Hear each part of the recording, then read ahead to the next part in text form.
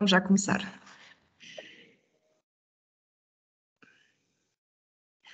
Então, muito boa tarde a todos. Sejam bem-vindos ao ciclo de webinars às terças-feiras, organizado pela Divisão de Cogestão das Áreas Protegidas da Direção Regional de Conservação da Natureza e Florestas do Alentejo, do ICNF. Informamos que este webinar está a ser gravado e que no final da intervenção existirá um espaço para os participantes colocarem as suas questões. Agradecemos ainda que os participantes desliguem as câmaras, pois apesar dessa opção não estar ativa nas definições, existem algumas pessoas com a câmara ligada. Obrigada. Hoje teremos então uma sessão dedicada ao tema da adaptação das florestas às alterações climáticas nas zonas semiáridas. Contamos deste modo com a nossa convidada Cristina Branquinho, que vai partilhar a sua vasta experiência académica e de campo nesta área tão relevante para os ecossistemas. Cristina Branquinho é professora associada da Faculdade de Ciências da Universidade de Lisboa, no Centro de Ecologia, Evolução e Alterações Climáticas. Uma das suas áreas de estudo é a monitorização do impacto da poluição e de atividades antrópicas, tais como minas, pedreiras, áreas industriais, em diferentes matrizes ambientais, como o ar, solo, água, plantas e ecossistemas. A sua investigação interessa-se igualmente em estudar indicadores de alerta precoce das alterações climáticas e da desertificação, em especial no sul de Portugal. Professora Cristina, pode fazer a sua apresentação, então. Obrigada. Muito obrigada pelo convite e por poder participar aqui numa divisão também do Alentejo. Muito obrigada ao ICNF e aos colegas do ICNF. Eu vou partilhar o meu PowerPoint. Penso que já está. Já sim. Já está bem? Já está bem, já. Sim, senhora. Então, pronto, vou começar e vamos tentar aqui fazer uma viagem por alguns dos resultados que nós temos vindo a ter no Alentejo. Alguns deles eu partilhei recentemente também num webinar, mas achei que talvez o público deste webinar seria diferente e que, portanto, poderia voltar a repetir algumas das coisas que foram apresentadas no webinar recentemente, que também fiz no ICNF.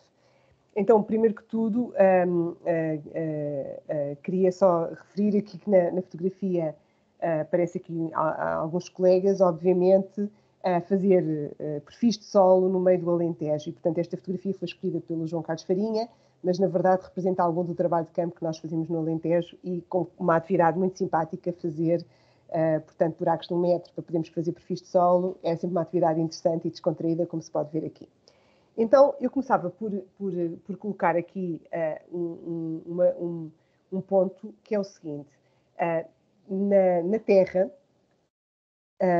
a produtividade não é igual em todo o globo. Eu acho que isto é mais ou menos óbvio para todos, mas eu penso que às vezes nos esquecemos de ver isso ao nível mais nacional e até local. Portanto, nós não temos a mesma produtividade em todos os lados do globo. Nós sabemos que os trópicos são mais produtivos porque conseguem ter mais energia, e os polos são menos produtivos porque têm temperaturas mais baixas. Mas se nós sabemos isto na generalidade, mas depois às vezes não conseguimos localizar exatamente no espaço quais são os fatores limitantes à produtividade. O que este slide quer representar são onde é que se localizam, através das cores, os fatores limitantes à produtividade em toda a Terra. Então, por exemplo, onde se vemos cores mais verdes, como por exemplo até nas zonas tropicais, o fator limitante à produtividade é a radiação. Quem já teve uma floresta tropical sabe que debaixo de uma floresta tropical não se tem luz nenhuma. Portanto, uma planta para poder vingar, por exemplo, no interior de uma floresta tropical, a sua limitação é a luz e por isso daí, por exemplo, desenvolve folhas muito grandes que são capazes de captar os flashes de luz que aparecem por entre o movimento das folhas das copas das árvores bastante mais altas. Esse é um fator que limita a produtividade, portanto não há mais produtividade por essa razão. Obviamente, depois temos aqui outros fatores, como por exemplo aqui junto a seguir às florestas tropicais, normalmente temos zonas secas, inclusive aqui o Saara. Nestas zonas a seguir às florestas tropicais, onde de facto a precipitação fica mais concentrada, temos muitas vezes o fator limitante que é a disponibilidade hídrica, e daí que estes tons avermelhados mais arrosados representem zonas da Terra onde o fator limitante à produtividade é a disponibilidade de água. E depois temos ainda outros locais onde o fator limitante à produtividade é a temperatura, e aí temos nas zonas mais geladas esse fator. Ou seja, nós podemos olhar aqui para a Terra ao nível global, mas também ao nível local, para perceber quais são os fatores limitantes à produtividade. Porquê? Porque isso é determinante naquilo que vai acontecer na adaptação das florestas. Nós sabemos que a parte da produtividade que nós estamos ali a falar é uma chamada produtividade potencial. Portanto, se tudo tivesse na sua componente, na sucessão, no seu clímax sucessional, poderíamos dizer que tínhamos uma produtividade potencial em cada ecossistema, aqui representada por esta coluna a verde, e parte dessa produtividade muitas vezes não está otimizada. Se eu tiver, por exemplo, uma pastagem, eu não vou ter árvores. Logo, há uma parte digamos assim, da produtividade, que neste caso está, digamos, alterada pelo homem, que nós chamamos esta produtividade a apropriação humana da produtividade primária.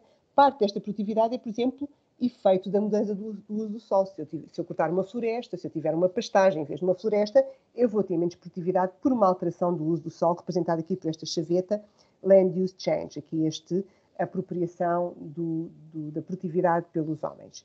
Depois temos ainda a produtividade, que é aquela que é recolhida, por exemplo, num campo agrícola ou mesmo numa floresta. Nós podemos retirar madeira ou retirar a cultura agrícola e, obviamente, essa parte é uma produtividade apropriada pelos homens. E depois temos uma componente dessa produtividade que é retirada, mas que não é usada, e depois temos uma componente que é aquela que fica disponível para o sistema ecológico. Portanto, a apropriação da produtividade pelo homem é um aspecto importante que nós não podemos deixar de pensar, sobretudo quando estamos a pensar em paisagens humanizadas, como é o caso da Europa. Portanto, na Europa, uma grande parte da produtividade é apropriada pelo homem e, por exemplo, essa apropriação pode ser cerca de 43% em média na União Europeia, sendo que é maior, por exemplo, nos países do Norte do que nos países do Sul. E muitas vezes é muito interessante pensar que essa produtividade consegue estar acima do valor da produtividade potencial dos ecossistemas. Isto porque, por exemplo, se nós pensarmos que a produtividade potencial implica fatores limitantes, se nós controlarmos esses fatores limitantes, somos capazes de aumentar a produtividade. Se nós conseguimos fornecer, por exemplo, água num deserto, deixamos de ter o fator limitante água. Ou seja, do ponto de vista potencial, a produtividade é baixa por causa da indisponibilidade hídrica. No entanto, se nós colocarmos água, essa produtividade vai ser aumentada e isso é uma forma também de apropriação da produtividade pelo homem. Passando agora ao slide seguinte, queria-vos mostrar que tudo isto, toda esta produtividade, estamos aqui a falar, e que varia no espaço, também varia no tempo. E tem vindo a variar no tempo, neste caso, porque há um conjunto de alterações climáticas. Portanto, aqui, como diz o título, o mundo está a aquecer e, tendo em conta essa mudança, estas mudanças de produtividade também vão gerar mudanças de localização dos fatores limitantes e também mudanças na espacialização dessa produtividade. Portanto, nós sabemos que a temperatura tem vindo a aumentar e também sabemos que as consequências do aumento da temperatura ao nível do espaço vão ser em algumas regiões esse aumento de temperatura, como aqui se pode verificar, e também uma alteração nos padrões de precipitação. Portanto, vamos ter alterações de temperatura e precipitação nos territórios da Europa, dependendo das circunstâncias. Essas alterações representam-se aqui, portanto, para as questões semiáridas, que é muito importante.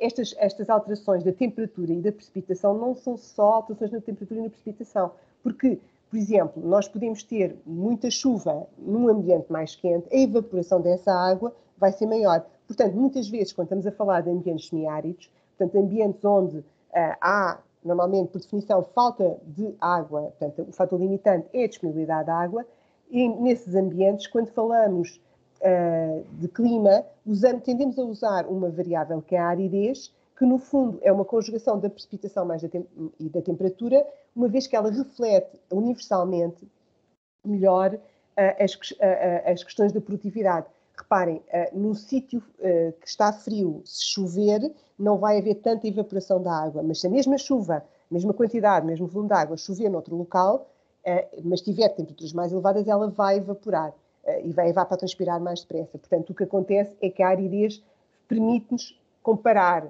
locais diferentes sem olhar apenas, por exemplo, à precipitação, que aqui não seria um bom indicador quando eu comparo, por exemplo, sei lá, uma floresta mais tropical com um ambiente mais semiárido. Portanto, a aridez é um bom indicador, uma boa variável climática para usar quando estamos a falar de ambientes semiáridos. E aqui, nós estamos aqui a ver, estas são algumas das alterações projetadas da aridez num contexto de um cenário do RCP 8.5, que é o cenário mais extremo, feito pelo IPCC. E, portanto, neste cenário nós vemos que o sul da Península Ibérica irá passar, uma grande parte do sul da Península Ibérica passar do semiárido para o árido desculpem, do subúmido para o semiárido, e algumas componentes da Península Ibérica irão passar para o árido também. E também este mapa mostra aqui a bacia do Mediterrâneo.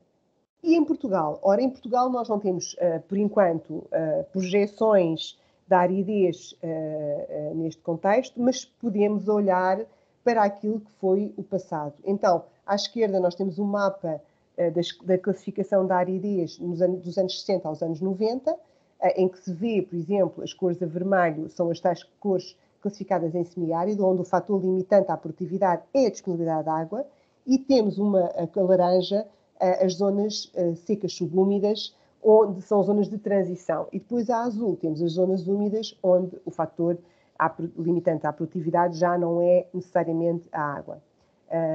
No caso dos últimos 30 anos, portanto, desde os anos, nos últimos 30 anos, contando a partir de 2010, que não temos ainda os dados da década de 2010 a 2020, podemos perceber um aumento muito significativo, espacialmente significativo, da aridez. Portanto, zonas que antes eram até úmidas passaram a semiáridas, como aqui podemos ver aqui em alguns destes locais, e um aumento significativo da área do território nacional que passou a uma classificação de semiárida. Portanto, neste contexto, é preocupante que Portugal, e que nós sabemos cujo sul de Portugal é de facto assolado pela dificuldade dos recursos hídricos, não só para as questões da biodiversidade, mas também para as questões da agricultura, para as questões do saneamento, para as questões da água potável. Este processo de aumento da aridez no sul de Portugal é significativo, no sul de Portugal e no interior norte também. É muito interessante pensar que, quando olhamos para o Inventário Florestal Nacional, uma parte significativa do Inventário Florestal correspondia muito àquilo que era, digamos assim, a classificação da aridez. Portanto, nas zonas mais semiáridas vamos ter, por exemplo, um domínio da floresta, do montado, neste caso, da zinho. Nas zonas mais úmidas e subúmidas do sul de Portugal, tínhamos um domínio do montado de sobro. Portanto, isto mostra também como o clima, portanto, define muito bem os nichos ecológicos destes tipos de bosques.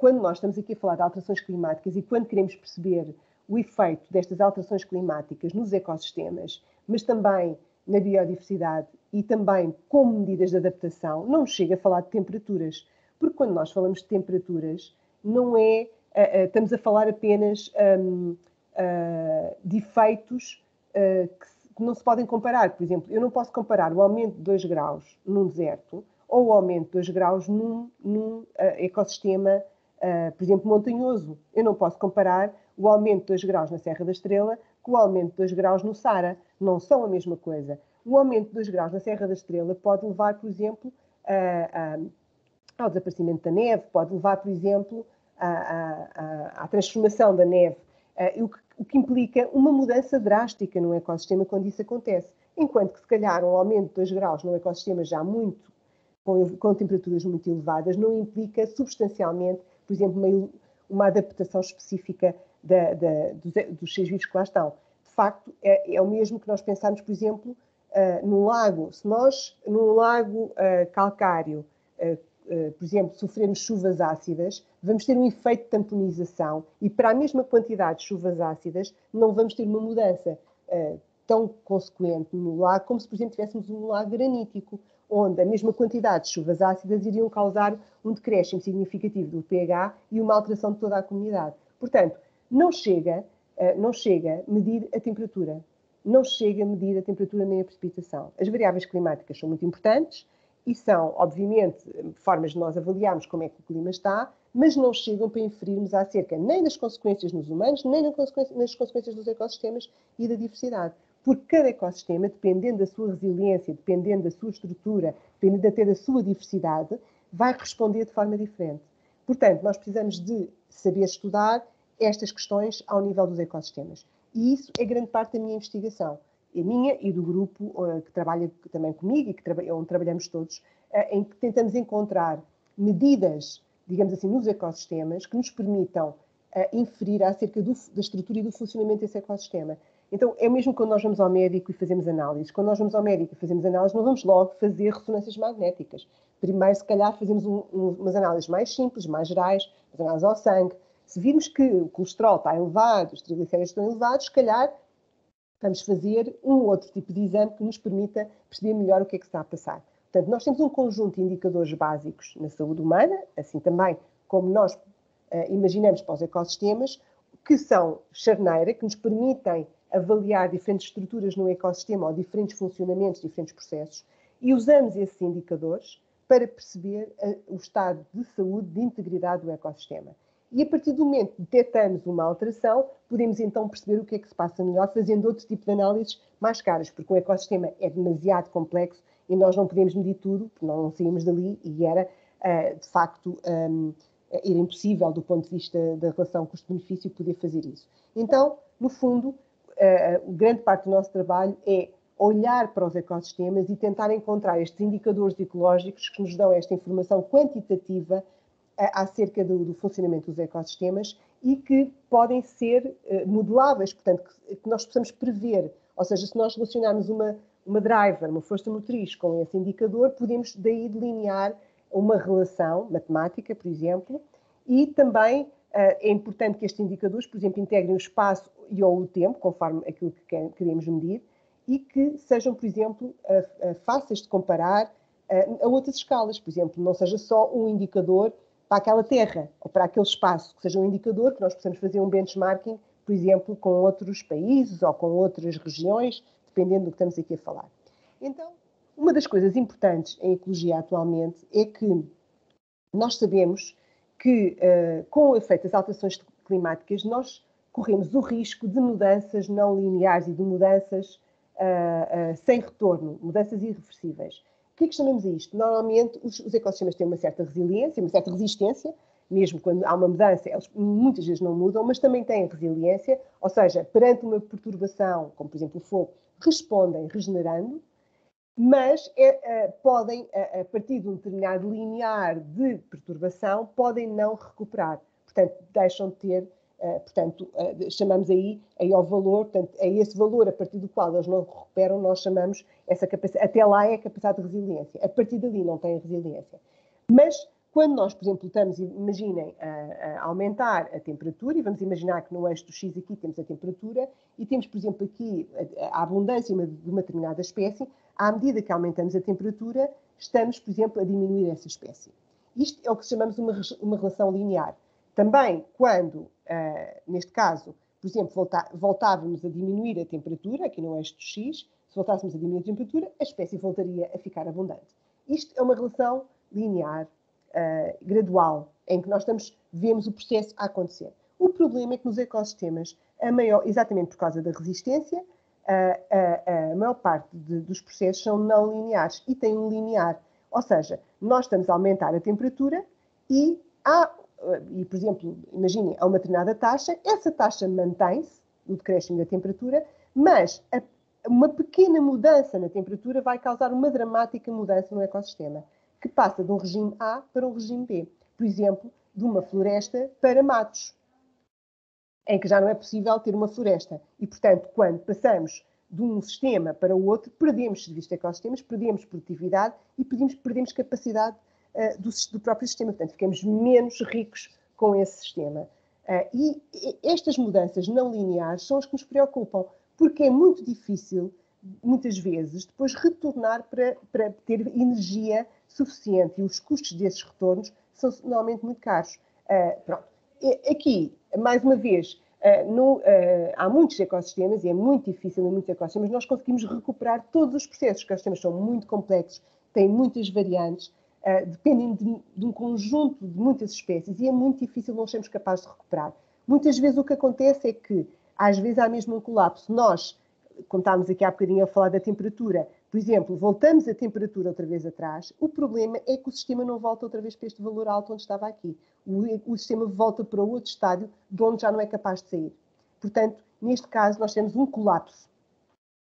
Também temos outros fenómenos em que, portanto, quando passamos para um outro estádio e tentamos recuperar os valores iniciais, ele recupera, mas num ponto diferente. E, portanto, tivemos o efeito de histereses. Portanto, isto tudo para dizer que o que nós tememos nestes processos de alterações climáticas é que o processo não seja gradual, que seja não linear e que depois seja muito difícil voltar ao processo original. E, portanto, os custos de passar para o estádio seguinte vão ser imensos e vão se repercutir e perpetuar no tempo, durante muito tempo e para a sociedade como um todo.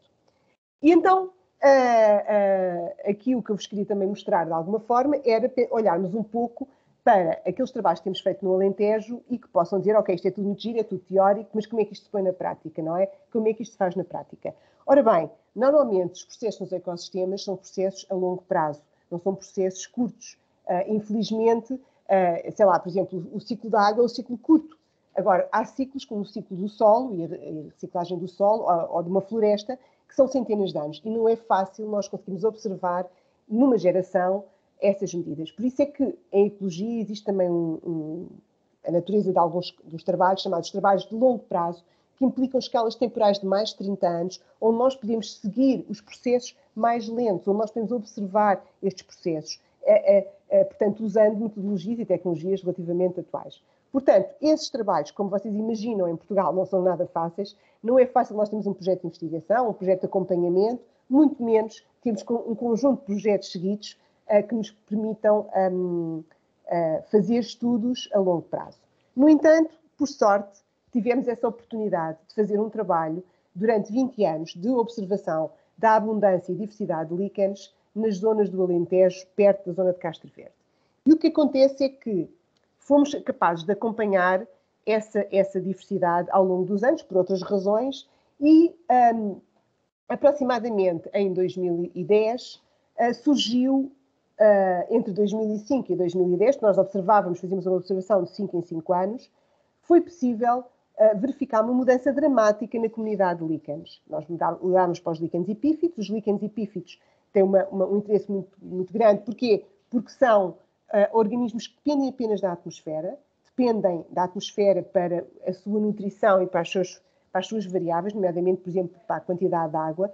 E o que nós observamos foi que havia um conjunto de líquenes, os líquenes que tinham trentopólia, que são um conjunto os líquenes são simbioses entre algas e fungos. Este líquen tem uma simbiose com uma alga que é a tal trentopólia, e esta trentopólia é muito interessante porque é uma alga que domina nos líquenes dos trópicos. Porquê? Porque esta alga, em geral, gosta de temperaturas elevadas, mas também gosta de umidade elevada. E, portanto, por isso é muito abundante nos trópicos. Portanto, normalmente é dominante e cobre a maior parte da abundância de todos os líquenes. Este atributo, portanto, que corresponde a diferentes espécies, em Portugal tinha um valor muito baixo, residual, durante a maior parte do período em que nós fizemos a nossa amostragem ao longo dos anos. E, de repente, essa abundância dos líquenes que têm esse grupo funcional, portanto, que têm esse atributo especial, mudaram drasticamente, associados também a um outro grupo, os custosos, que são um tipo de líquen com uma forma de crescimento, portanto, mais agarrado ao substrato. E então, nós questionámos porquê, pensámos o que é que está a passar aqui, porque nós tínhamos um sistema de monitorização de poluentes e, portanto, sabíamos que não era poluentes, e, portanto, ficámos perplexos com isso e fomos à procura de todas as variáveis ambientais que pudessem indicar a que é que correspondia esta mudança nos líquenes. E vimos a temperatura, vimos a precipitação, tentámos olhar para o máximo de variáveis ao longo do tempo e não conseguimos encontrar nenhuma diferença significativa. Depois, conhecendo os líquenes, sabendo que eles são poiquilohídricos, que eles absorvem a umidade do ar e sabendo que este líquen era tropical e, portanto, gostava de temperaturas elevadas, mas também de umidades elevadas, começámos a olhar para as variáveis de umidade relativa com mais atenção e criámos uma variável que era o número de dias com mais de 95% de umidade relativa. E quando fomos colocar essa variável em função do tempo, verificámos que ela tinha triplicado durante este período, que se tinha mantido constante e que tinha triplicado. Ou seja, o número de dias com mais de 95% de umidade relativa nesta zona do Alentejo tinha triplicado. Isto era conducente com as apreciações que as pessoas faziam, que viviam lá há muito tempo, desta mudança, portanto as pessoas também se tinham percebido. No entanto, nenhuma variável tradicional de clima mostrava diferenças significativas. Esta variável não é uma variável normalmente usada, é uma variável muito adaptada àquilo que tinha acontecido nos líquenes. Ou seja, há mudanças climáticas que estão a ocorrer, mas que nós não detectamos nas variáveis climáticas. Mas podemos usá-las como alertas precoces, por exemplo, usando organismos como estes, que são poiquilohídricos, que dependem totalmente da atmosfera e que podem, digamos, ter esta sensibilidade para estas mudanças nas comunidades, por preferências de grupos de espécies uns em relação aos outros, e que nos podem sinalizar sobre alterações precoces daquilo que está a acontecer. Portanto, sabemos também que durante este período em que houve este aumento de umidade, obviamente não sabemos a causa exata, neste momento nós não sabemos a causa desta mudança de umidade na atmosfera, mas sabemos que o Alqueva encheu nesta fase. Portanto, ele encheu em 2006, ficou cheio, e, portanto, isto corresponde ao período em que nós observámos uma mudança de umidade. No entanto, nós não temos a prova, temos uma associação, mas não temos uma prova que terá sido isso. Pode também ser, de facto, o processo das alterações climáticas não só aumenta a temperatura, como a capacidade que o ar tem, que a atmosfera tem, de conter mais umidade, é maior. Portanto, a quantidade de água que há na atmosfera é maior. Ela não está, portanto, exatamente porque a temperatura é maior, a percentagem de umidade relativa é mais baixa, mas a quantidade de água existente é maior. E, por exemplo, fenómenos como a condensação, a passagem do dia para a noite, podem disponibilizar essa água para organismos como estes. Portanto, estes organismos detectam estas mudanças de forma precoce. Continuando, portanto, só para dizer que, de facto, é possível nós usarmos a biodiversidade para nos medir aquilo que está a acontecer, mesmo quando, aparentemente, não conseguimos ver através de outras metodologias. Ou seja, a biodiversidade e os ecossistemas são mais sensíveis a estas mudanças do que as variáveis climáticas. Mas nem sempre temos esta possibilidade de fazer estudos de 30 anos. Portanto, estes estudos que nós temos de 30 anos são raríssimos e pensem, um investigador raramente tem 30 anos para fazer esta investigação, ou digamos que pode começar a trabalhar no início da sua carreira e provavelmente chegar ao fim e não ter isso. Portanto, é raríssimo nós conseguirmos ter estudos destes que incorporem muitos anos. É preciso haver grande solidariedade, grande generosidade também, para que estes estudos passem de gerações para gerações e que se mantenham, para nos permitir ver estes padrões que de facto é muito necessário que possamos ver. Mas então, os investigadores, como não têm tempo para fazer estudos de 30 anos, usam outras técnicas enquanto, digamos assim, não montamos sistemas de monitorização a longo prazo, que são essenciais exatamente para a gente perceber o que é que se passa a longo prazo, e então usamos uma técnica que é substituir o espaço pelo tempo. Já que pensamos que vai haver alterações climáticas e que o clima vai mudar, também podemos pensar, se o clima vai mudar e se vai se transformar em mais árido, com temperaturas mais elevadas, podemos criar esses gradientes no espaço do ponto de vista climático, de forma a poder olhar para esses gradientes no espaço, inferir sobre os processos ecológicos, para depois poder projetar no tempo e imaginar como é que pode ser no tempo, o que é que vai acontecer e sermos capazes de antecipar esses fenómenos. Assim, digamos assim, o que nós podemos esperar com o aumento da aridez é que podemos passar de um sistema, por exemplo, pegando um bocadinho naquilo que são nossos ecossistemas, podemos passar de um sistema de montado com um grande nível de árvores, por exemplo, para um sistema de matos em que dificilmente conseguimos voltar para uma floresta ou para um montado. Portanto, podemos ficar, digamos assim, aprisionados num sistema de matos, exatamente porque nos apropriamos, de alguma forma, da produtividade que os sistemas vão construindo, sem ser capaz de incorporar essa produtividade no próprio sistema. Portanto, isto pode vir a acontecer, isto é aquilo que nós tememos, e exatamente para procurar isso fomos olhar, então, para observações. Então, pensamos assim, ok, vamos usar um gradiente espacial para perceber como é que ele varia no tempo, tal substituição do espaço pelo tempo, e vamos focar, por exemplo, no setor, na componente das florestas, ou na componente arbórea. portanto, no sul de Portugal. E o que fizemos foi olhar para o NDVI.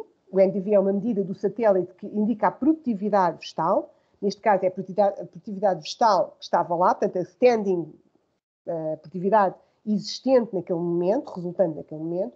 E o que nós fizemos foi pegar nessa produtividade e relacionar com a precipitação no espaço. Ou seja, em vez de termos pontos no tempo, fomos olhar para um gradiente espacial, que vocês veem aqui numa zona semiárida, portanto, ainda assim é uma zona semiárida, mas que tem um gradiente de precipitação que vai dos 750 milímetros aos 500 milímetros, e o que fizemos foi ver como é que a produtividade arbórea, neste caso é vegetação permanente, não tem em conta as anuais, portanto, neste caso é tudo em montadazinho, o nosso ecossistema fixado é um montadazinho, e fomos tentar perceber como é que a produtividade deste sistema variava no espaço em função da precipitação.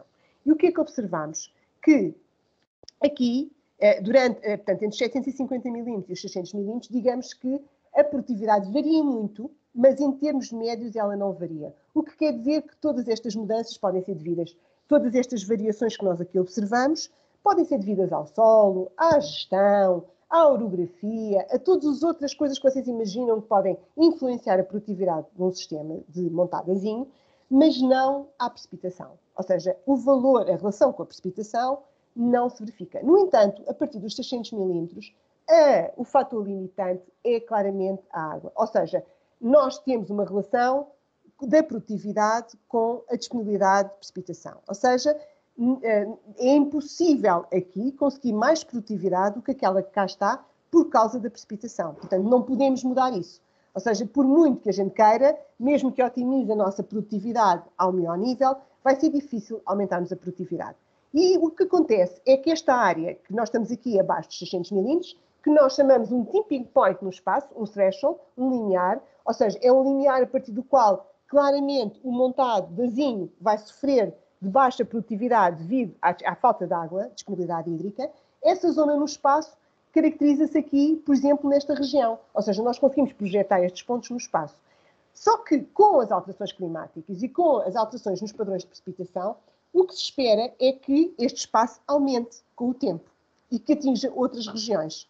Está bem? E, portanto, é isso que nós podemos fazer. Nós podemos agora fazer cenários e, com isso, tentar perceber para onde é que vão estar os problemas de produtividade.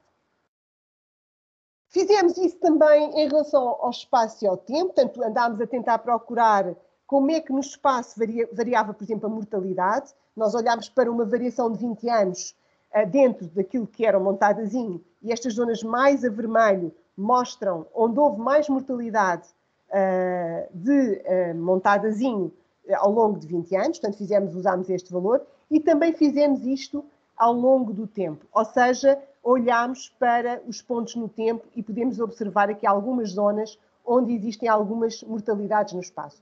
Ou seja, se nós conseguimos ver estes aspectos, poderemos muitas vezes conseguir concentrar os nossos esforços em áreas específicas e estudar aqueles problemas e não divagar, porque portanto, conseguimos, por exemplo, olhar para uma região, perceber que há ali uma correlação espacial e tentar perceber o que é que se passa com esse local.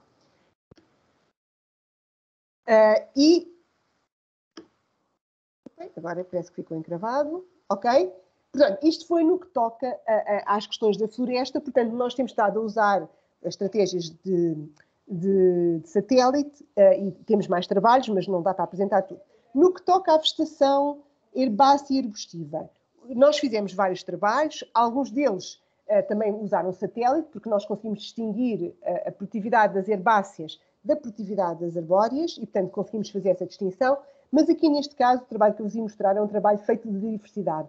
Nós estudámos cerca de 50 pontos de amostragem em todo o Alentejo de zona de montadazinho para herbáceas e arbustos e observámos a diversidade dessas herbáceas e desses arbustos em todo um gradiente espacial de aridez.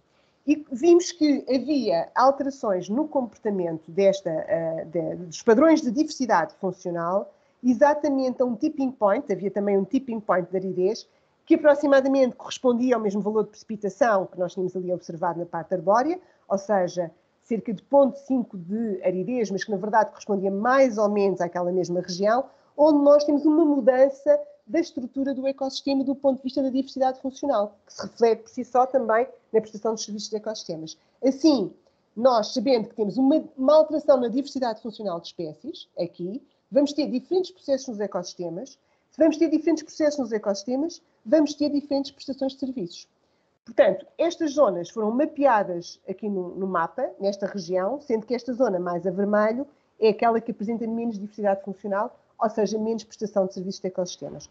Portanto, as pessoas que, digamos assim, têm o montado deste lado, têm menos diversidade, têm menos produtividade, têm menos diversidade funcional e têm menos serviços de ecossistemas.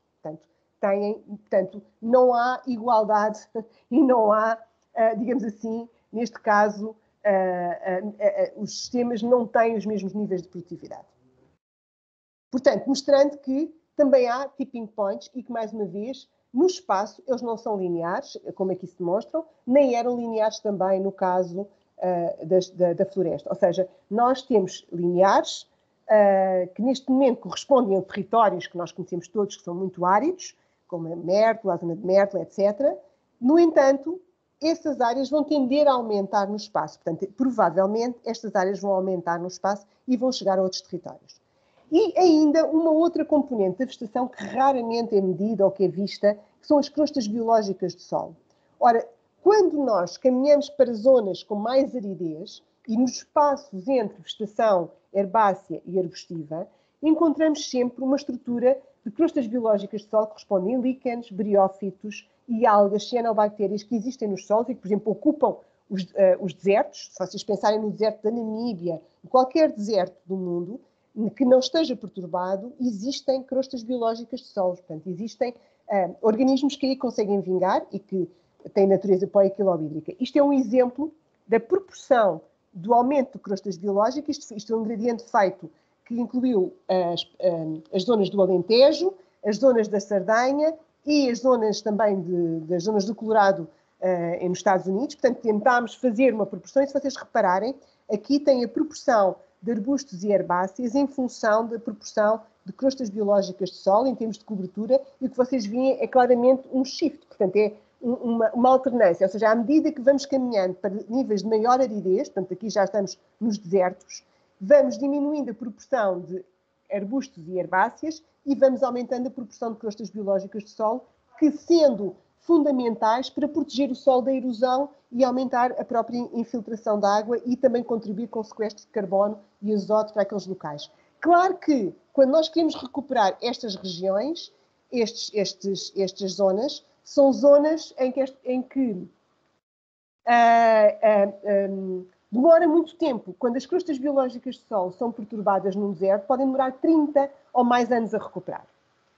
Deixem-me só rapidamente aqui passar aqui para a solução. Portanto, nós, o que fazemos nos nossos estudos de ecologia é tentar ir à procura destes padrões, de perceber a ecologia ao longo destes gradientes temporais e espaciais da aridez, tentar perceber como é que funcionam os organismos, a estrutura e o funcionamento dos ecossistemas, para poder depois, digamos assim, contribuir para a melhoria. Então, no fundo, este ciclo de destruição, portanto, a floresta é muito importante nas zonas semiáridas porque ela consegue aumentar a qualidade do solo, com isso diminui a suscetibilidade à desertificação e, portanto, porque incorpora carbono no solo, aumenta a infiltração da água, aumenta a qualidade dos habitats. Por sua vez, os habitats têm mais diversidade porque têm mais produtividade. Isso aumenta com mais diversidade a resiliência dos sistemas,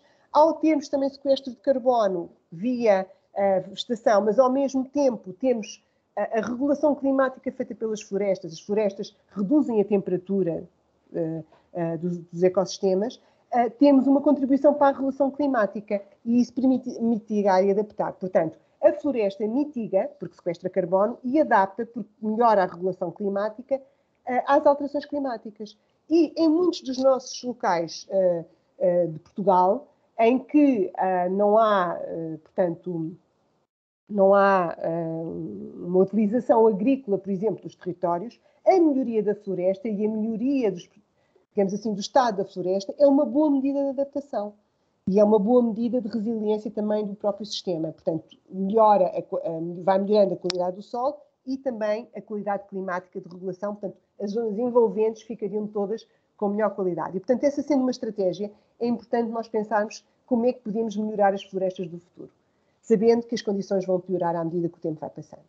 Então, aqui vêm alguns trabalhos que eu já fui mostrando, o tales que eu já mostrei, mas que eu gostava aqui de repetir, porque provavelmente a audiência é diferente, em que nós fizemos um trabalho muito interessante e que, de facto, mostra a importância dos trabalhos a longo prazo, numa zona da contenda, onde, nos anos 30, tinham sido feitas campanhas de trigo. Portanto, nos anos 30, naquela zona, houve um corte massivo de árvores, houve um corte de árvores, para fazer a campanha do trigo. Depois percebeu-se que o trigo não era muito produtivo na região e que não trazia grande retorno, e desistiu-se. E numa área específica da contenda, houve um abandono, aquilo que se pode chamar um abandono, ou que para um biólogo houve uma reserva.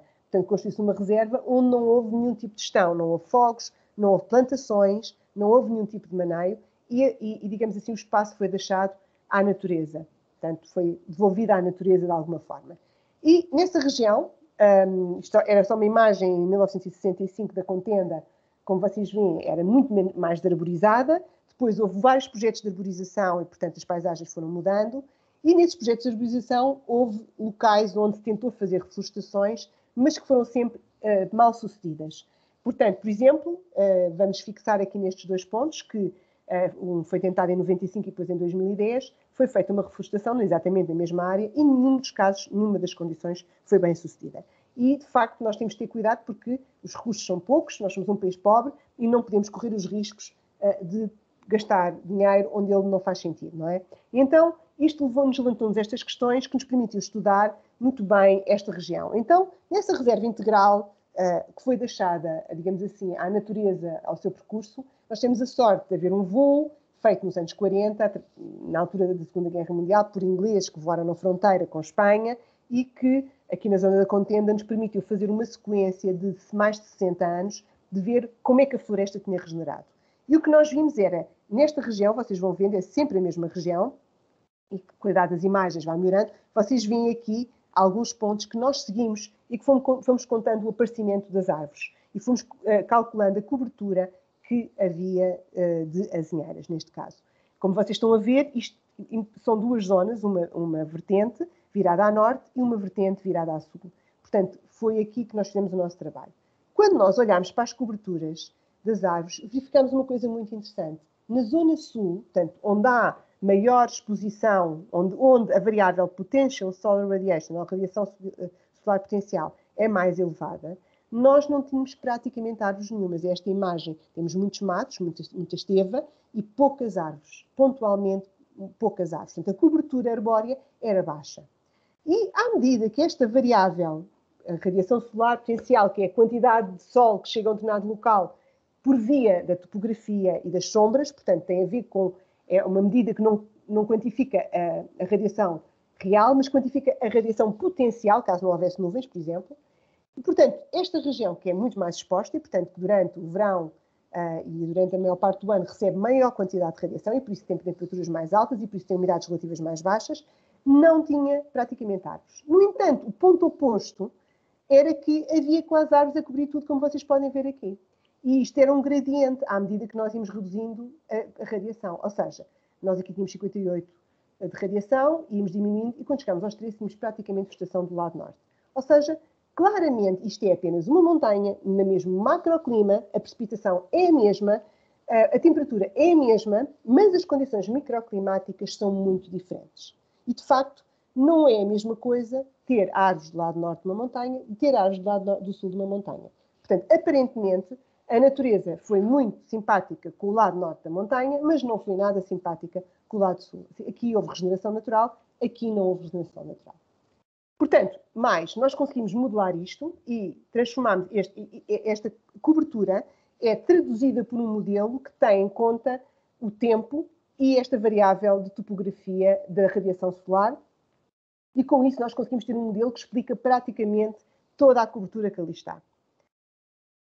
E, portanto, nós também ficámos com imensas dúvidas porque é que se passava ali, portanto, fomos tentar perceber o que é que se passava ali, pegámos em pontos opostos, portanto, um lado norte da montanha, o lado sul da montanha, com maior exposição. Vocês aqui veem a exposição solar, portanto, a quantificação da exposição solar e as amostras que nós escolhemos. Claro, aqui tivemos que ir à procura de maior área para conseguir encontrar as poucas árvores que lá estão. Aqui elas dominavam e fomos à procura de ver ecologicamente, fisiologicamente, como é que estas árvores estavam. Pronto, já sabíamos que as árvores, através das fotografias aéreas ou através dos anéis de crescimento, percebemos que as árvores do sul eram mais novas que as árvores do norte. Em média, as que estavam viradas a norte tinham, digamos assim, um valor diferente das que estavam a sul, que tinham menos idade a partir das fotografias aéreas, estimada a partir das fotografias aéreas, e que tinham menos anéis de crescimento e, portanto, eram mais jovens. O tamanho correspondia um bocadinho, ou seja, as árvores eram maiores, eram mais altas e tinham maior diâmetro à altura do peito a norte do que a sul. E em relação à taxa de crescimento, portanto, o que se viu foi que, incrivelmente, na taxa de crescimento não se viu diferenças. Quando dividimos o número de anos pela diâmetro à altura do peito, não vimos diferenças usando esta medida, que é um bocadinho, digamos assim, um bocadinho bruta. Mas quando fomos, por exemplo, também olhar para poucas árvores, mas os anéis de crescimento, vimos que também, que o contrário, que as árvores do sul até tinham anéis de crescimento maiores. Portanto, parecia que cresciam até mais. Portanto, não havia... As árvores do sul são mais jovens, são menos altas e menos diâmetro à altura do peito, porque eram mais jovens, mas os anéis de crescimento não demonstravam nenhuma diferença. E se houvesse uma diferença, era ao contrário. Era no sentido das árvores que estão a sul terem anéis de crescimento maiores. E, portanto, ficámos um bocado surpreendidos, porque estávamos à espera que as plantas tivessem stress hídrico do lado sul. Portanto, fomos à procura, então, da performance fisiológica das árvores. Fomos medir uma série de parâmetros fisiológicos ao nível das folhas, portanto, carbonos azotos, fomos medir índices de refletância, que mostravam a quantidade de água nas folhas e uma quantidade de parâmetros de fotossíntese, e não vimos diferenças significativas nenhumas, nem nas folhas, nem nos índices de refletância. Medimos os indicadores de stress hídrico através dos isótopos de carbono, que é um indicador de quando há fecho tomático, é um indicador imediato, portanto, sempre que há stress hídrico, este indicador devia mudar, e não houve diferenças significativas entre o norte e o sul. Ou seja, as plantas a sul existem menos, mas as que lá estão não sofrem. Não têm a menor performance fisiológica. E isso levou-nos a uma questão. Ou seja, as árvores que lá estão, até inclusive, parece que as do sul, porque têm menos competição, porque provavelmente estão menos juntas, até crescem bem. O que quer dizer que há qualquer coisa aqui que as impede de chegar ao lado sul. E, portanto, claramente, não é, na fase adulta, elas têm uma performance semelhante, uma vez chegadas à fase adulta. Portanto, teria que ser a sua limitação e a incapacidade de chegarem ao sul tem que ser através de outros fatores. E isso permitiu-nos andar a fazer uma série de outras investigações que nos permitiu concluir sobre isso. Eu vou-vos deixar aqui em pendente, mas também vos queria dizer que quando usámos este modelo que nós fizemos de radiação solar, olhar para as árvores do norte e do sul e usar aquele modelo que nós tínhamos feito anteriormente, aplicado a estas duas reflorestações, claramente vimos que não iria haver regeneração natural no lado mais a sul da vegetação. Ou seja, se vocês repararem, isto é esteva, e o que vocês veem aqui pontualmente, aqui a verde, são árvores.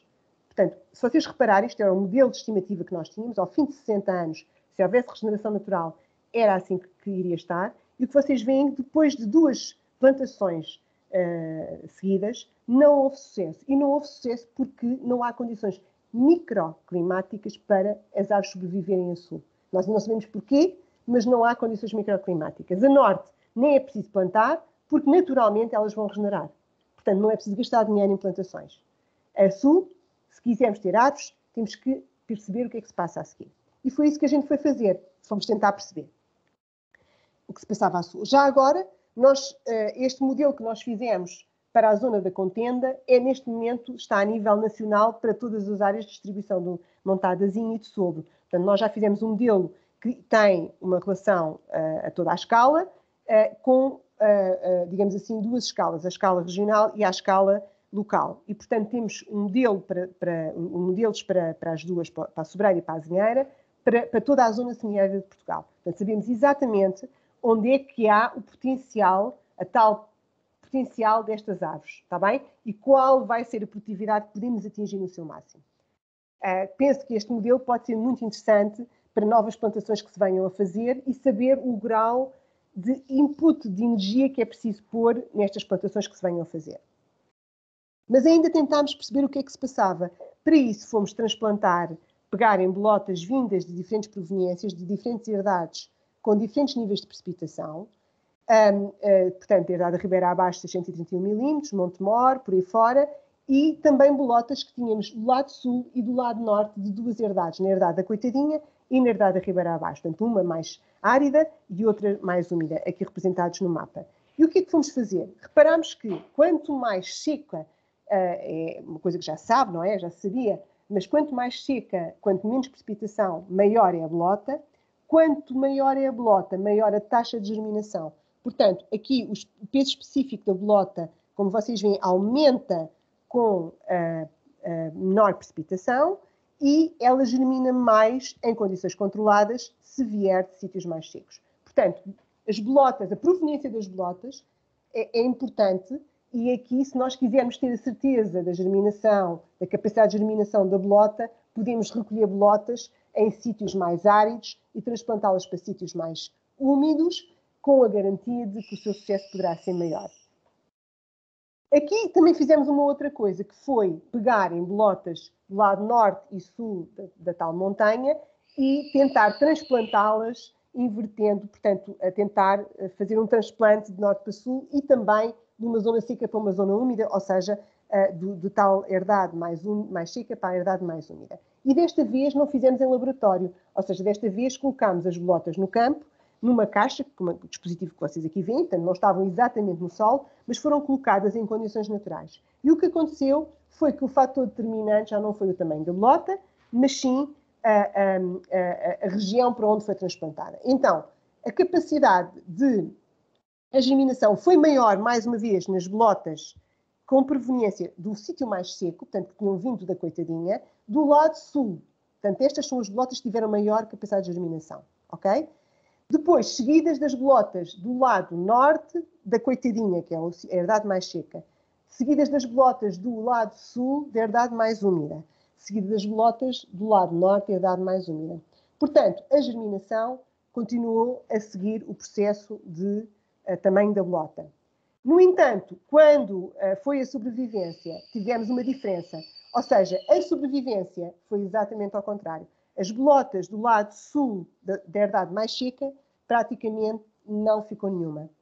As bolotas do lado norte da herdade mais úmida germinaram, estabeleceram-se todas, desculpem, tinham germinado mais estas, estabeleceram-se todas.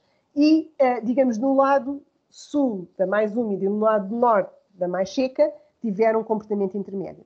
Ou seja, então o fator limitante é o estabelecimento. Portanto, elas germinam, portanto não é a germinação. Uma vez instaladas, elas crescem à mesma taxa e até com condições semelhantes, é no processo de instalação. E, portanto, é a chamada travessia do deserto. Enquanto as raízes das bolotas não atingem o freático, as árvores do lado sul sofrem de condições microclimáticas extremas que são muito mais agressivas do que aquelas que estão, por exemplo, em microclimas mais úmidos. O que quer dizer que se nós queremos resolver o problema de ter, como no caso da contenda, árvores do lado sul, temos que resolver o problema do microclima do lado sul. Ou usando diferentes técnicas, ou até regando no verão, se é isso que queremos ter, portanto, fazendo testes e fazendo pilotos nesse sentido. Eu acho que o tempo está quase a acabar. Não sei se tenho mais uns minutos ou se... Sim, poderá. Tenho mais uns minutos. Pronto, nós... 5 minutos, talvez. 5 minutos. Quantos? 5 minutos. 5 minutos. Okay. Certo. Portanto, nós fizemos ainda um trabalho que foi pegar nas reflorestações que tinham sido feitas, digamos, por diferentes fundos de investimento ao longo dos anos.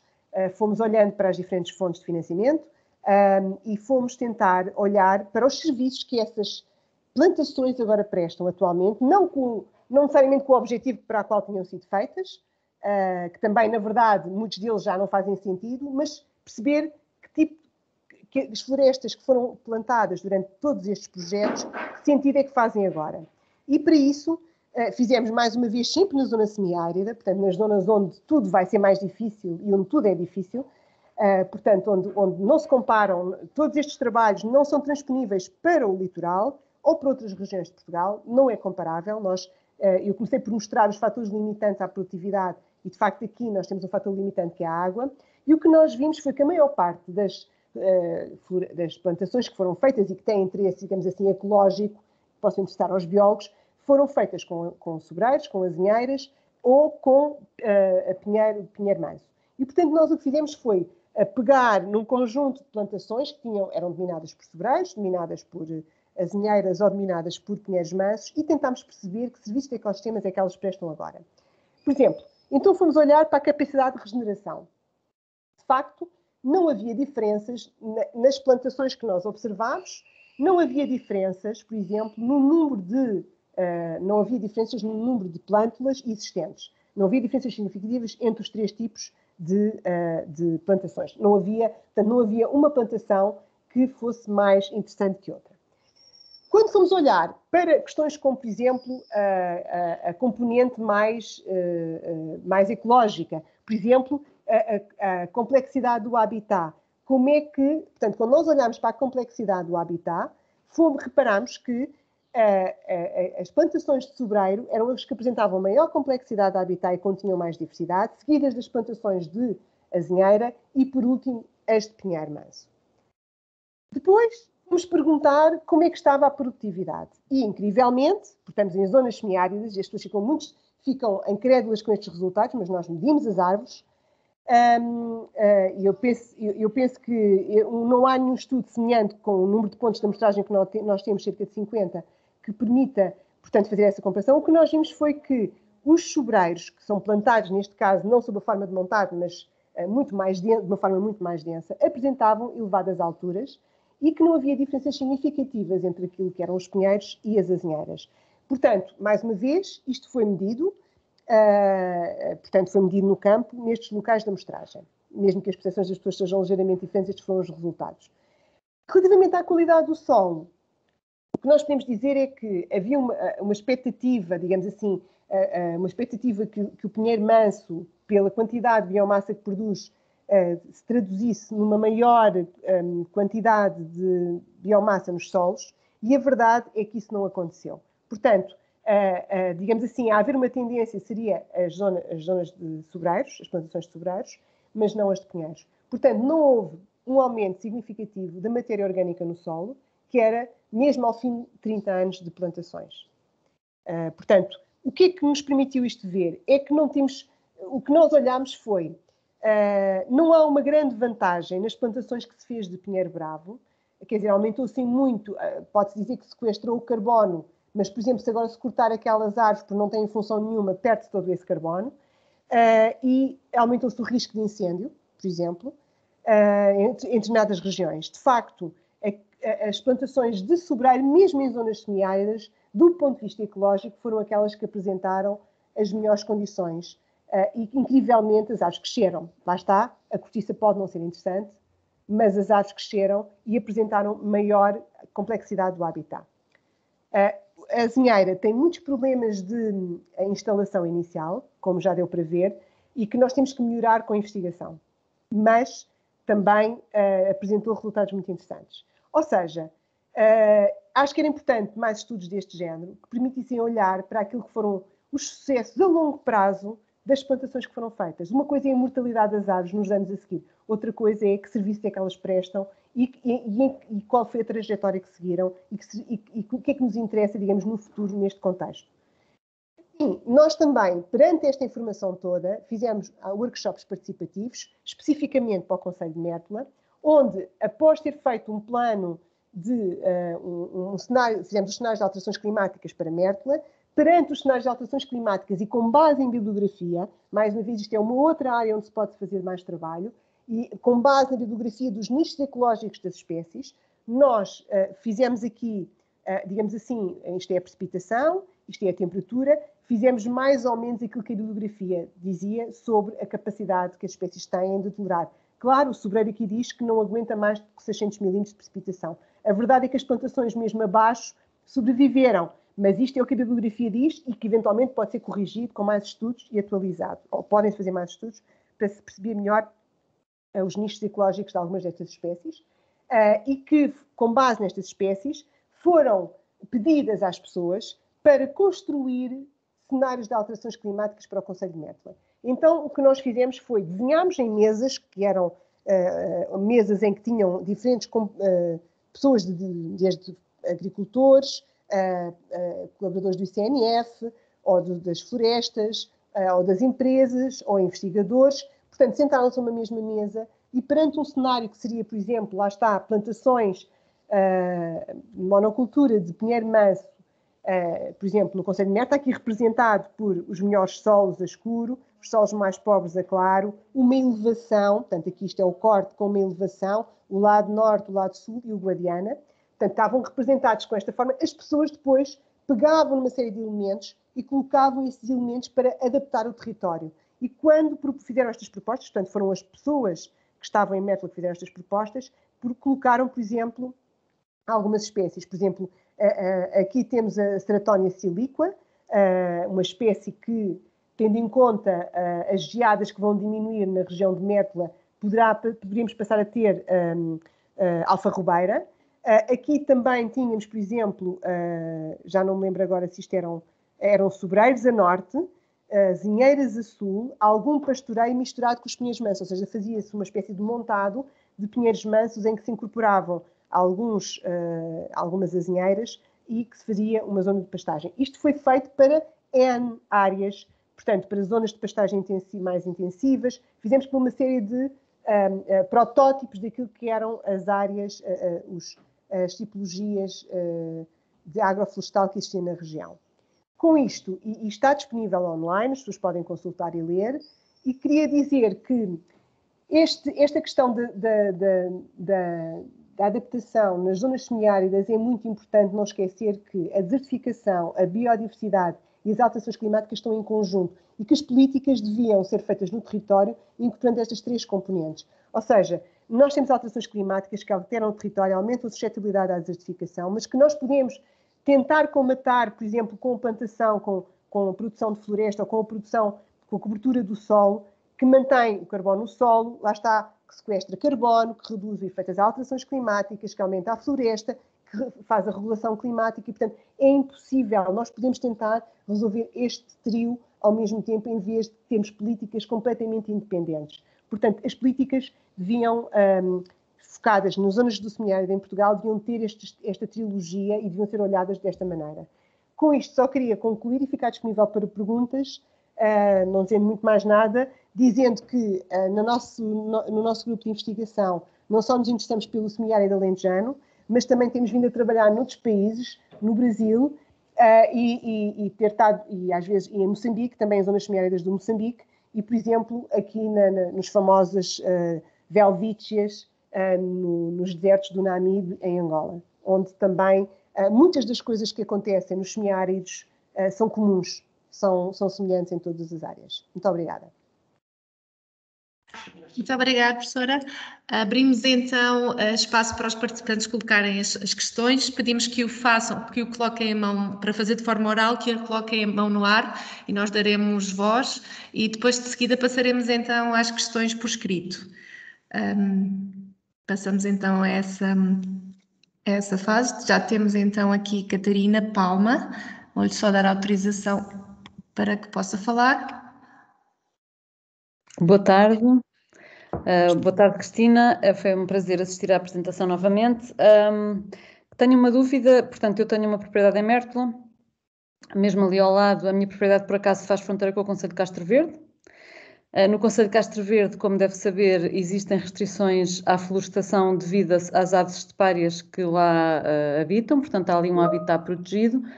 Qual é, na sua opinião, a consequência deste tipo de restrições à resiliência daquela zona? A conservação da biodiversidade é feita de trade-offs, não é? Portanto, é feita de... a maior parte da zona de Castro Verde eu não tenho estudado, em particular, a zona de proteção das aves, mas tem normalmente uma preocupação em ter ocupação de solo permanente.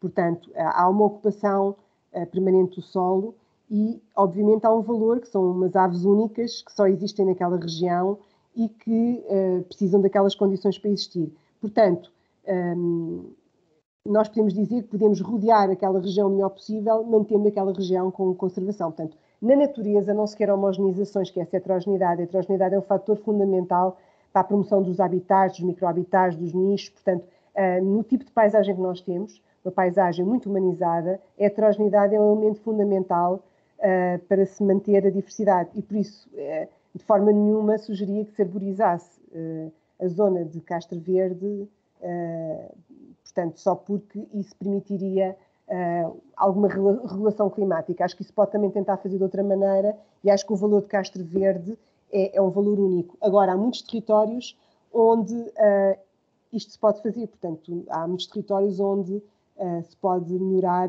a floresta e onde se pode tentar encontrar uma floresta mais adaptada. Eu gostava de dizer que os custos desta floresta são tanto maiores quanto mais avançarmos no tempo. Portanto, os custos destas reflorestações ou destas regenerações vão ser muito maiores no futuro.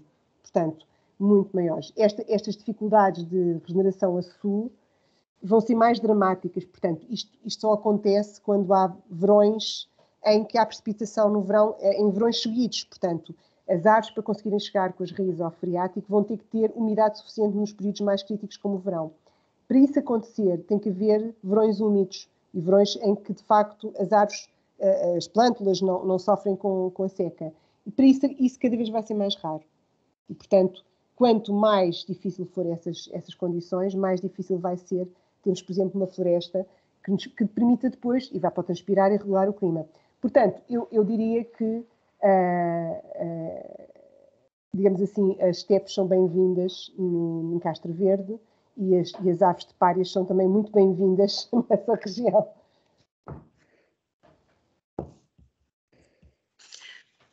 Obrigada. Obrigada também. Creio que já temos mais algumas questões por escrito. Belisanda Quintos colocou a questão. Boa tarde. Em média, um sobreiro com a idade da segunda tiragem de cortiça, qual a quantidade de carbono que sequestra? E o eucalipto com 9 anos? Não sei de cor, peço imensa desculpa, mas de certeza que há alguém que sabe. Alguém que sabe. Está-me a falar de 9 anos e o eucalipto com 9 anos. Pois não sei responder a isso, mas acho que essas contas não se deviam fazer a 9 anos. Portanto, nós temos aqui sempre duas medidas que devemos usar no sequestro de carbono. Uma delas é o sequestro standing biomass, é os troncos, não é? É o que está no sistema. Mas sabe-se que, por exemplo, nos habitats, nos ambientes mediterrâneos, o grande sequestrador de carbono é o solo. E, portanto, é no solo que nós temos a maior quantidade do carbono. Portanto, muita da manipulação do solo, se nós manipularmos muito o solo, estamos a aumentar a decomposição, ou seja, estamos a diminuir o sequestro de carbono. Isso é o que se sabe para a maior parte dos solos a sul. E um dos grandes problemas é que nós temos estas características de ser sink de carbono no solo, porque no verão há pouca água para haver decomposição da matéria orgânica, no inverno a temperatura é baixa demais para haver decomposição da matéria orgânica e, portanto, ganhamos aqui com esta questão. No entanto, à medida que os invernos vão ficando mais com temperaturas mínimas mais altas, a probabilidade de se manter a decomposição e desta aumentar é grande. Portanto, corremos o perigo de não ser tão sequestradores de carbono no solo, porque é o solo que faz a diferença na maior parte dos cálculos dos sequestros quando falamos de floresta. Porque o que resta é o tronco, não é? Portanto, as folhas renovam, portanto, compõem-se rapidamente. Os troncos, um tronco de uma azinheira ou de um sobreiro que pode durar 100 anos, tem o sequestro acumulado durante 100 anos, não é? Portanto, acho que fazer escalas de tempo em coisas desse género para 9 anos não faz muito sentido, não é? A taxa de crescimento de uma árvore não tem nada a ver com a outra. Mas também o corte das árvores dos eucaliptos normalmente é muito rápido, se for o caso de floresta de produção, não é? Se não for, pronto, não sei. Agora, no semiárido é difícil ver eucaliptos. Eles têm dificuldade em vingar, portanto não é muito fácil. Obrigada, professora. Outra questão também, creio que da mesma participante, as alterações climáticas resultantes de uma desflorestação de 100 hectares poderão sentir-se a que distâncias dessa desflorestação? é aumento de temperatura e diminuição da chuva? Não, eu acho que é assim, nós estamos calma. Nós sabemos que, por exemplo, os nossos estudos mostram que num jardim, por muito pequeno que seja, 1 hectare, 2 hectares, nós conseguimos ter diferenças de temperatura naquilo que é a regulação climática e que ela tem algum efeito de bordadura, ou seja, existe um efeito de bordadura que não é muito longo e nós estamos isso nas cidades. E sabemos exatamente os valores que podem ir até 2 graus, portanto, tanto na umidade relativa como na temperatura.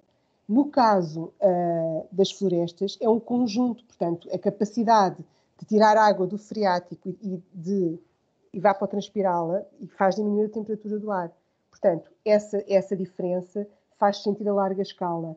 Portanto, isso podia ser estudado, por exemplo, no âmbito do Alqueva, não é? O Alqueva trouxe muita água e não se sabe exatamente. Pode-se fazer um estudo no Alqueva com essa diferença de temperatura, porque houve um aumento da disponibilidade hídrica nessa região. E isso, com certeza, deve ter implicações na temperatura. Agora, eu não consigo dizer, ao nível das escalas tão grandes, não tenho nenhum estudo que me diga isso. Tenho estudos nas cidades para ambientes, portanto, 1 hectare, 2 hectares, ou, portanto, níveis de parques urbanos, como Monsanto, ou como o Parque da Paz em Almada. Isso nós temos dados com sensores e com medidas. No caso dos estudos com florestas no Alentejo, não temos estudos de regulação climática, mas é mais ou menos conhecimento científico global que a floresta reduz a temperatura e que aumenta a disponibilidade hídrica, exatamente porque tem este efeito de passar a água líquida, a água em vapor e, portanto, diminui a temperatura do ar. E, portanto, em larga escala poderá fazer a diferença, mas não sei dizer quantos graus é que vai mudar. Obrigada, professora. Leonardo Martim coloca a questão: é sustentável a plantação de sobreiros, azinheiras ou pinheiros mansos com sistema de rega? Pronto, essa é uma pergunta que está na ordem do dia, não é? Em relação aos... No outro dia tive a oportunidade de fazer um debate com um florestal que estava a fazer rega com sobreiros. Portanto, rega com pinheiros nunca, não sei, não tenho nenhum conhecimento sobre isso. A rega com azinheiras, aquilo que nós defendemos e dissemos era, a ideia seria, se nós queremos plantar árvores que possam chegar ao freático, eventualmente teremos que ajudá-las numa fase inicial para tentar que elas sobrevivam, não é? Numa fase inicial, nos primeiros anos, seria uma rega no verão, nos primeiros anos, mas não temos resultados para saber se isso resultaria ou não. É a nossa melhor proposta, tendo em conta o conhecimento que temos. Se queremos ter árvores nesse lado, não é? Portanto, se isso for do interesse, porque é um investimento, não é? Porque ao fim de 60 e tal anos não temos árvores no lado sul, na contenda, que até nem tem uma precipitação assim tão baixa, são 600 milímetros. Portanto, imaginem em zonas mais áridas, mais difícil será se os solos também tiverem povos. Agora, se as pessoas quiserem ter mesmo árvores, poderá ser essa a solução. Se no caso daquilo que me estava a dizer da rega, portanto, nos pinheiros não faz muito sentido, penso eu, se eles não produzem grandes recursos, grandes serviços de ecossistema, não faz muito sentido regar pinheiros. Nas azinheiras, o que nós defendíamos era essa questão, era experimentar em piloto, fazer esse tipo de estudo para ver se é possível, de facto, conseguir manter as azinheiras do lado sul. No caso dos sobreiros, o objetivo é a produção de cortiça. Eu sou uma ecóloga. No entanto, aquilo que eu posso dizer que os colegas florestais que estavam a fazer esses estudos piloto mostraram é que a cortiça perde a qualidade e, por isso, a rega é apenas para reduzir a primeira fase de extração da cortiça. E, a partir daí, retira-se a rega, porque, de facto, perde qualidade a cortiça. Portanto, é isso que eu posso transmitir daquilo que eu ouvi dos colegas que estavam a fazer esses ensaios. Do ponto de vista ecológico, não há nenhum interesse em regar, a não ser para aumentar a sobrevivência das espécies na primeira fase. Obrigada, professora. Sandra Miranda coloca a questão. Boa tarde, obrigada pela excelente apresentação, como sempre, da doutora Cristina Branquinho. Tenho uma propriedade no litoral centro, com pinheiros bravos, sobreiros, alguns carvalhos, poucos, e azinheiras, poucas. Que outras árvores aconselharia plantar para melhorar a biodiversidade e a resiliência do solo? A propriedade tem cerca de 1 hectare e cerca de 300 árvores neste momento. Obrigada. Parece-me que já tem uma grande diversidade. Parece-me que já, não sei, tinha que olhar, assim, eu sou uma ecóloga, não sou uma florestal, e portanto o que eu sugeria era deixar a regeneração natural atuar. Portanto, sempre que árvores que não sejam exóticas surjam em determinados locais, eu simplesmente deixava-as e encaminhava-as, era o que eu faria. Portanto, deixaria a regeneração natural atuar, porque acho que aí era a melhor relação custo-benefício. Mas penso que já tem uma grande diversidade, talvez equilibrasse o domínio de algumas espécies. Se alguma espécie quiser dominar, estamos a pensar aqui no pinheiro manso, em detrimento de outra, talvez aí, portanto, ajudar as outras a vingarem em relação ao pinheiro manso. Até porque o pinheiro bravo, desculpe, até porque poderá aumentar o risco de incêndio, não é? Portanto, o pinheiro bravo poderá exacerbar o risco de incêndio, que os carvalhos até conseguem diminuir, não é? Portanto, aí o pinheiro pode ser sempre, não sei bem se na zona centro é uma zona de risco de incêndio ou não, mas eu teria medo de ter pinheiros numa zona de risco de incêndio. Penso que Sandra respondeu que há uma parte da propriedade que está mais ou menos árida. Não sei se poderá ser uma informação útil. Pois não, eventualmente esses locais não são, quando diz árida quer dizer que não tem vegetação, não é? Eu eventualmente, dependendo do tipo de vegetação que lá teria, eu não sei se tem pastoreio, se não tem, se tivesse pastoreio eu excluía o pastoreio e permitiria a regeneração e dava pelo menos 10 anos para isso. Se não tem, era manter os arbustos e esperar que os arbustos, no contexto dos arbustos, surjam árvores e depois selecionar aquelas que acha que podem ser mais... deixar um bocadinho a natureza encontrar o caminho, não é? Obrigada, professora. Temos então Alexandre Pereira, temos mais uma pessoa que levantou o braço, mas levantou a mão, mas vamos ler este, depois seguiremos para as perguntas orais. Alexandre Pereira colocou um artigo mais abaixo e refere: segundo este artigo, o Sol é o segundo maior sumidor de carbono a seguir aos oceanos. O que acontece às crostas biológicas do solo quando o Sol é mobilizado ou é queimado com fogo controlado para prevenção de incêndios? Existe libertação de carbono e ou metano, gases com efeito de estufa. A capacidade de absorção de água desaparece e diminui a matéria orgânica. O Sol devia ser contemplado com medidas de proteção efetivas no plano de recuperação e resiliência? E quais? São uma série de perguntas. Ok. Acho que a problemática aqui é assim, as crostas biológicas de solo são muito importantes para a germinação de espécies que precisam daquele ambiente úmido. Portanto, as crostas normalmente inibem o crescimento de algumas espécies exóticas, como acácias, por exemplo, que gostam de luz, germinam em luz e em exposição solar. Portanto, por exemplo, nas dunas é muito comum encontrar zonas com perturbação, portanto, aquelas camadas de líquens, etc. Essas zonas normalmente são, quando são perturbadas, depois são dominadas por espécies exóticas, invasoras. E, portanto, a manutenção das crostas permite esta questão de facilitar a própria germinação, reduz o efeito da temperatura no solo, portanto, ao reduzir a temperatura no solo, evita a decomposição acelerada, e aumenta a infiltração da água, portanto, mantendo o sistema. As próprias crostas, portanto, as cianobactérias das crostas biológicas de solo, portanto, são umas pequenas algas que existem, são cianobactérias, mas não são tóxicas, as pessoas quando ouvem falar em cianobactérias acham que são tóxicas, produzem umas mucilagens, os EPS, que são hexapolissacáridos, que são umas substâncias que até que têm sido usadas, portanto, essas cianobactérias que existem na superfície do solo, produzem estes hexapolissacáridos que criam, como se fosse um gel que retém a umidade. Portanto, os israelitas, os chineses e os americanos têm explorado esta produção destes compostos, por exemplo, para libertar, para recuperar zonas de deserto na China, em que conseguiram controlar algumas das tempestades de areia. Eles estão a tentar revegetar o deserto para controlar as tempestades de areia, sobretudo em Pequim. Em Israel, têm usado estas técnicas e as substâncias das cianobactérias e as crostas biológicas do solo para recuperar solos para a agricultura. E nos Estados Unidos têm usado estas técnicas no deserto, por exemplo, ao longo da fronteira com o México, que é uma fronteira muito perturbada, após incêndios, para recuperar rapidamente o solo. Porquê? Porque estes organismos crescem muito rapidamente, fazem uma camada muito fininha destas algas com este gel, que o que faz é retém a água durante muito mais tempo. Ao reter a água, rapidamente se crescem, por exemplo, briófitos, musgos começam a crescer. Por sua vez, a seguir, já existem as condições para, por exemplo, crescerem plantas e para germinarem outras plantas, porque têm condições de umidade. E, portanto, normalmente há uma infiltração da água, a temperatura é reduzida e estas plantas estes organismos sequestram carbono e azoto, portanto contribuem para a fertilização do próprio solo.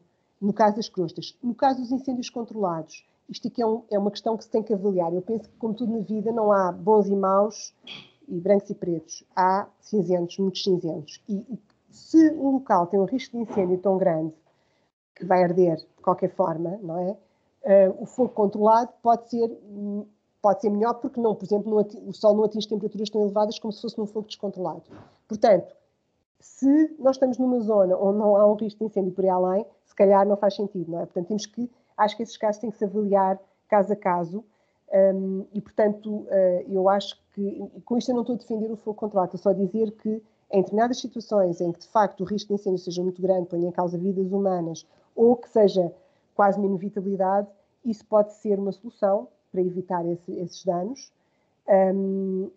A ponderar, o mais importante era que o sol não atingisse essas temperaturas elevadas. Tenho uma aluna de doutoramento, a Juliana, que está neste momento, fez uma cronossequência na zona do norte, nos Cuecos Pirenaica, e fez uma cronossequência de regeneração após o incêndio, exatamente porque existem briófitos que germinam após os incêndios e que cobrem o solo e que evitam aqueles problemas de cinzas para as linhas de água e que imediatamente conseguem controlar a erosão também e fixar os solos e também fixar os nutrientes. E temos estado a estudar um bocadinho como é que acontece a sucessão ecológica após incêndio nestes contextos, para depois poder também propor medidas de restauro após incêndio, exatamente promovendo, por exemplo, algumas destas crostas para conseguir controlar os danos do incêndio. Portanto, se os riscos forem grandes, poderá ser pensado e aí, eventualmente, quando é descontrolado, as temperaturas muito elevadas danificam muito a possibilidade de regeneração do solo. Obrigada, professora. Temos uma mão levantada já há algum tempo, creio eu. É só um bocadinho, que agora não está a aparecer o participante. Eu pedi à colega Alexandra que me pudesse apoiar, porque eu não consigo ver o participante. Eu também me desapareceu, era um participante chamado... Está aqui, Armindo Silveira, só um momentinho. Vamos dar voz, se conseguires. Já está? Armindo, pode colocar a sua questão. Sim, estão a ouvir. Boa tarde. Ainda na sequência dessa última resposta, gostava de saber se está previsto algum plano de arborização de algumas zonas semiáridas e quais os apoios que o Estado dá a estes projetos. E eu faço esta pergunta na questão, eu sou um leigo na matéria, moro na zona centro e ouço dizer que portanto, a desertificação vem a avançar do Algarve para o Alentejo e que se tem que fazer alguma coisa. Portanto, e nessa sequência, se está previsto, aliás, se até faz sentido a pergunta que eu estou a fazer, portanto, se está previsto algum plano de urbanização em certas zonas semiáridas e quais os apoios que o Estado dá a esses projetos, se eles existem. Obrigado. Ora, eu acho que essa pergunta é para ser respondida pelo próprio CNF, porque eu não sei dar essa informação. Eu sou professora na Faculdade de Ciências, não sei dar essa informação, mas vou-lhe dizer a minha opinião. Eu acho que, antes de plantar, é preciso regenerar. E, portanto, poderá haver muitos locais que podem simplesmente ter apoio para regenerar. Portanto, eu sugeriria um apoio de regeneração que permitisse, por exemplo, rotativamente, digamos, manter algumas zonas de solo sem pastoreio, para poder permitir a regeneração. A maior parte desses locais regenera naturalmente e apenas, digamos assim, proceder a alguma plantação, caso, de facto, seja aí adequado, no caso, de facto, não haver uma regeneração natural, mas tentando perceber o que é que está por trás, não é? Porque muitas vezes pode haver outras questões. Muitas vezes os processos de sucessão, portanto, os matos podem ajudar, claro que eu sei que há uma grande discussão com os matos, não é? Mas do ponto de vista da ecologia, os matos aparecem e mantêm-se porque os solos são muito pobres, mas se mantiverem a incorporarem matéria orgânica e não mobilizarem o solo, ao fim de algumas dezenas de anos, eventualmente poderíamos ter esperança de recuperação. Ou, pelo menos, promover a regeneração nos matos, quando começam a surgir as primeiras árvores, promover essa regeneração, diminuindo a competição à volta dessas árvores, quando elas já têm uma dimensão que lhes permitem evitar aquele microclima que as árvores fazem, não é? Portanto, que os arbustos fazem à volta. portanto, eu diria que, não sei dizer a resposta aos subsídios, mas diria que a melhor solução é sempre a regeneração natural, porque tem melhor custo-benefício. É aquela que é mais barata e que o que cresce, digamos assim, obviamente, e poderá vingar, eventualmente, está bem adaptado, com certeza. Temos é que dar tempo, não é? Também para que as plantas possam crescer, muitas delas vão morrer, mas algumas irão ficar. E essas serão aquelas que têm condições para se permanecer há alguns anos, com certeza a mortalidade existe sempre, faz parte. É bom manter a regeneração e a mortalidade equilibradas. Muito obrigado. Obrigada, professora. Temos uma questão por escrito de João, às 15h41. Boa tarde, excelente apresentação e muitos bons projetos. Se pudesse, que medidas aconselharia aos decisores políticos face à realidade da floresta portuguesa, 97% privada, e aos ecossistemas mediterrâneos, fogo, demanda atmosférica? Pronto, é assim, em relação, eu conheço melhor o semiárido, portanto, às vezes, eu acho que pouca gente estuda o semiárido e às vezes as pessoas falam da floresta como uma medida geral para o país, e eu acho que na zona semiárida nós temos muitos problemas, temos muito pouco, os solos com muito pouca qualidade, temos muito pouca água e, portanto, temos que saber, digamos assim, gerir melhor o que lá temos. E em relação ao semiárido, eu acho que, claramente, como vocês viram, o potencial de produtividade da zona semiárida é baixo, está limitado pela água e vai ficar mais limitado pela água. Portanto, na minha opinião, as zonas semiáridas do país deviam providenciar os tais serviços de ecossistema de regulação. Portanto, deveriam providenciar diversidade, regulação climática, sequestro de carbono, infiltração de água, porque são esses os serviços que, ao serem promovidos, melhor beneficiam o resto também do território nacional, permitindo que haja áreas de buffer, não é? Que tamponizem os efeitos depois do que acontece no resto do território. E estes territórios são muito pouco produtivos e, portanto, muitas destas regiões podiam ser promovidos para prestar serviços de regulação, ou seja, usar baixa intensidade de gestão agrícola, agroflorestal, promovendo os serviços de regulação e fazendo um pagamento dos serviços de regulação. Portanto, a minha sugestão para estas áreas era haver uma grande proporção de pagamentos por serviços de regulação aos proprietários que decidam fazer e que tenham uma visão mais nesta perspectiva de gestão de serviços de ecossistema de regulação e de preservação da biodiversidade. Mantendo ao mesmo tempo atividades produtivas, mas de baixa intensidade, recebendo o retorno correspondente, não pela produtividade, que muitas vezes as pessoas querem manter a mesma produtividade, mas não é possível, e, portanto, esgotam o solo tentando tudo e mais alguma coisa, e, em vez disso, era assegurar uma baixa produtividade, mas compensando materialmente com subsídio, não sei se é subsídio, compensando pelos serviços de regulação prestados. Claramente o semiárido é um local do país onde eu acho que isso pode ser maximizado. Há outras zonas onde os solos são tão produtivos, não é? E que são tão bons que não precisam de apoios. Esses precisam apenas de regulação do mercado. Estas regiões precisam de apoio para que sejam promovidos os serviços de regulação. Esta seria a minha opinião. Obrigada, professora. Temos mais duas questões. Sónia Malveiro. Muito obrigada, professora Cristina, pela excelente partilha. Dos vossos projetos resultou alguma publicação do tipo guias de boas práticas, diretrizes associadas a cada zona geográfica com as boas práticas para a recuperação sustentável dos ecossistemas? Ou seja, portanto, nós temos os tais guias, estão no último slide que eu vos mostrei, aplicados a Mértola, porque foi onde fizemos, ou seja, nós temos publicações, de facto, que olham pela perspectiva ecológica, sou uma ecóloga, não se esqueçam, e, portanto, olham pela perspectiva ecológica e pela pergunta que nós temos. Depois, aplicado ao território, temos só em Mértola, que foi o nosso exemplo de plano de adaptação especificamente, está bem? E aí está tudo publicado online, livre de livre distribuição e em português. E fica, portanto, o site está, se vocês puserem Adapt for Change, que foi o nome do projeto que gerou isso, podem consultá-lo facilmente. Mas quem também tiver acesso à informação no slide, pode pôr lá, está disponível. Nós também vamos, quando enviarmos o link da gravação aos inscritos, também tentaremos enviar então o estudo em questão. Temos aqui então mais uma questão da Maria Helena Ceia, colega. Foi defendido durante muitos anos que as plantações mistas de sobreiros e pinheiros seriam as mais adequadas. No entanto, a professora referiu que não há grande vantagem em plantar pinheiros com sobreiros, que as plantações do sobreiro cresceram mais e apresentam maior complexidade de habitats. Há mais estudos que mostrem ser este o caminho? É assim, como tudo na vida, mais uma vez eu queria restringir porque isto foi polémico. É assim, este estudo foi feito no semiárido, está bem? Não foi feito, por exemplo, em Alcácer, não foi feito no centro do país, nem foi feito na costa, portanto, foi feito numa zona onde temos normalmente menos de 600 milímetros de precipitação. E, portanto, o que acontece é que o pinheiro manso não produz pinhão.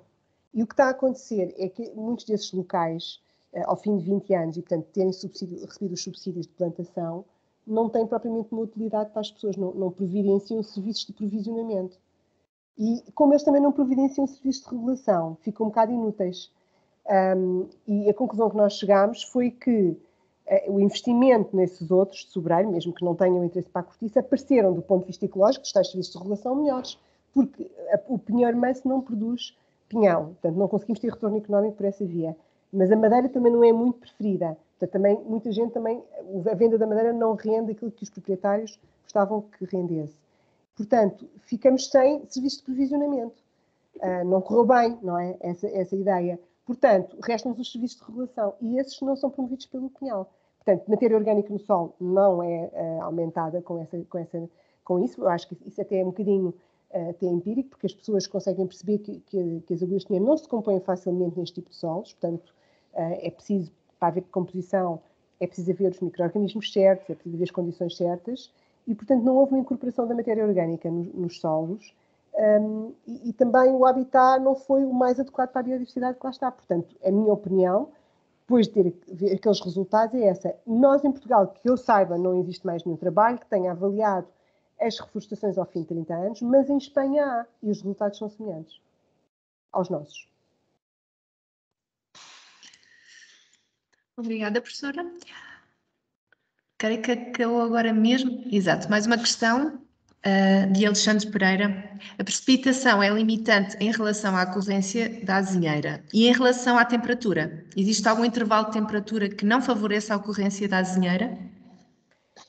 É assim, no território nacional, vamos lá ver, uma coisa é o nicho ecológico da azinheira. Aqui, em relação à temperatura, nós não tivemos nenhuma limitação. A azinheira consegue sobreviver em ambientes ainda mais quentes, por exemplo, na extensão para a Espanha. Portanto, não parece que o aumento de temperatura que está previsto vá ser uma limitação para a azinheira, mas sim parece-me que a disponibilidade hídrica poderá vir a ser esse fator. Ou seja, a aridez, porque a precipitação versus a temperatura, não é?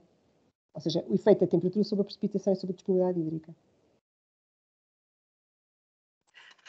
Vamos aguardar só mais uns segundinhos para ver se existirá mais algum participante que queira colocar a questão. Parece-me que para já não. Deste modo, resta-nos agradecer então a presença da nossa oradora e a participação de todos os participantes. Informamos ainda que na próxima terça-feira teremos mais um webinar, cuja divulgação faremos em breve. Muito obrigada, professora Cristina, uma vez mais pela sua, portanto, passagem de informação tão interessante que nos facilitou. E desejamos então a todos um bom resto de semana e então até à próxima semana. Boa tarde.